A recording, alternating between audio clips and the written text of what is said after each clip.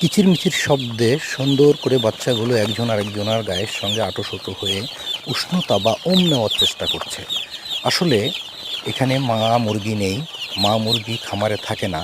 এখানে বিশেষভাবে আলো দিয়ে তাদের তাপ দেওয়ার চেষ্টা করা হয় এবং এই আলো কন্ট্রোলের জন্য, তাপ কন্ট্রোলের জন্য থার্মোমিটার ঝুলানো আছে। থার্মোমিটার দিয়ে তাপ কন্ট্রোলের চেষ্টা করা হয়।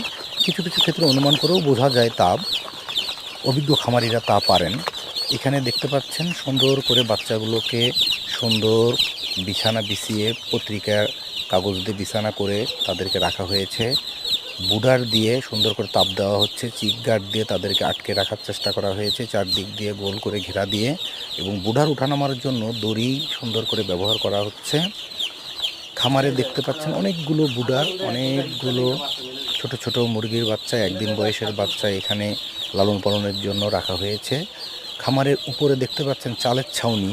এটা আসলে পুরো ছাউনি না, উপরে টিনের ছাউনি আছে। খামারটি টিনের ছাউনি দেওয়া, কিন্তু ভিতরে আলাদা এক্সট্রা একটা চালের ছাউনি দেওয়া আছে। এটা হচ্ছে তাপ কন্ট্রোল করার জন্য, বিশেষ করে গরমের সময় এবং শীতের সময় কুয়াশা কন্ট্রোলের জন্য। আবার ফ্যানের ব্যবস্থাও আছে যেন গরমের সময় তাপ না লাগে। সুন্দর একটু আদর্শ খামার বলা যেতে পারে এটিকে।